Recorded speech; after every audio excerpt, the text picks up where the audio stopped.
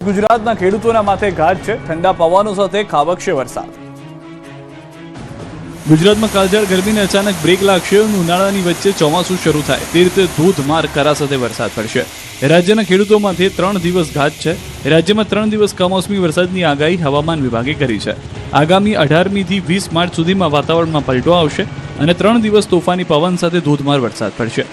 40 થી 50 કિલોમીટરની ઝડપે પવન ફૂંકાશે. ત્યારે તારીખ પ્રમાણે ક્યાં ક્યાં માવઠું ત્રાટકી શકે તેની વાત કરીએ તો 18મી માર્ચના રોજ ઉત્તર ગુજરાતના બનાસકાંઠા, સાબરકાંઠા અને પાટણમાં તો સૌરાષ્ટ્રના જામનગર, મોરબી, દ્વારકા અને કચ્છમાં હળવાથી મધ્યમ વરસાદ પડી શકે છે.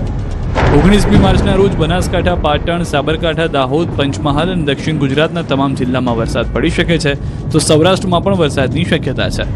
20 માર્ચના बनासकांठा, पाटण, साबरकांठा, महसाणा, सौराष्ट्र, कच्छ में मावठू मुसीबत बनीने वरसशे. लेकिन 18, 19, 20 इसमें लाइट टू मॉडरेट रेन होने की संभावना रहेगा. इसमें 18, 19 हम थंडरस्टॉर्म का भी वार्निंग दिया है लाइटनिंग के साथ.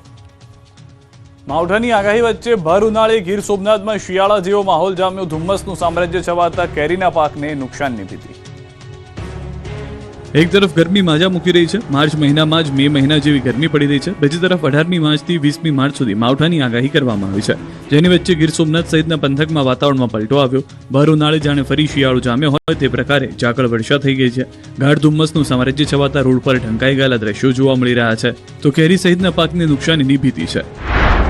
જુઓ આ દ્રશ્યો કોઈ શિયાળાના નથી પરંતુ ભર ઉનાળાના છે. ગીર સોમનાથ પંથકમાં કમોસમી કહેરની આગાહી વચ્ચે માવઠું ત્રાટકે તે પહેલા જ મોસમનો મિજાજ બદલાયો. સોમવારે વહેલી સવારે જ્યારે ખેડૂતોની આંખ ખુલી તો ચોંકી ગયા, કેમ કે સવારમાં તેમના વિસ્તારમાં ગાઢ ઝાકળનું રાજ છવાયું.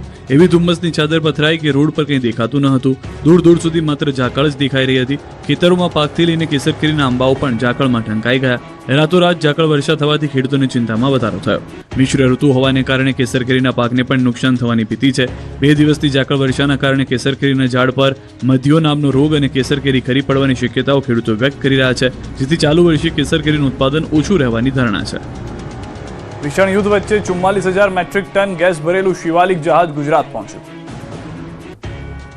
દેશભરમાં યુદ્ધના કારણે ગેસની તંગી સર્જાઈ છે. ગેસ વગર ઉદ્યોગો ભાંગી પડ્યા છે. નાના રોજગારો બંધ થવાની કગાર પર છે. હોટલ, રેસ્ટોરન્ટ અને નાની ફૂડની લારીઓ ચલાવતા વેપારીઓ પણ સંકટમાં છે. ત્યારે રાંધણ ગેસને લઈને રાહતના સમાચાર આવ્યા છે. ભીષણ યુદ્ધ વચ્ચે આન બાન અને શાન સાથે 44,000 મેટ્રિક ટન ગેસ ભરેલું શિવાલિક જહાજ મુન્દ્રા પોર્ટ પહોંચ્યું છે. ભારતીય ધ્વજવાળું ગેસ ટેન્કર શિવાલિક હોર્મુઝ સ્ટ્રેટમાંથી સફળતાપૂર્વક બહાર નીકળી ગણતરીના દિવસો બાદ મુન્દ્રા પહોંચી ગયું. મુન્દ્રા પોર્ટ પર કુલ 20,000 metric ton LPG gas unload થશે. બાકીનો 24,000 મેટ્રિક ટન જથ્થો લઈ જહાજ મેંગલોર પોર્ટ જશે. મુન્દ્રાથી પાઇપલાઇન મારફતે IOCLના બોટલિંગ પ્લાન્ટમાં ગેસ પહોંચાડાશે. બીજી તરફ આવતીકાલે ગુજરાતના દરિયાકાંઠે જગ લાડકી જહાજ પણ પહોંચશે. 81,000 મેટ્રિક ટન કાચા તેલ સાથે આવશે. આ જહાજ UAEના ફુજેરાથી 14 તારીખે નીકળ્યું હતું. તો નંદાદેવી જહાજ પણ હોર્મુઝ સ્ટ્રેટમાંથી સફળતાપૂર્વક બહાર નીકળી ગયું છે, જે આવતીકાલે સવારે જામનગરના વાડીનાર બંદર પર પહોંચશે. શિવાલિક અને નંદાદેવી ટેન્કરોથી ભારતને 92,700 મેટ્રિક ટન એલપીજી મળશે.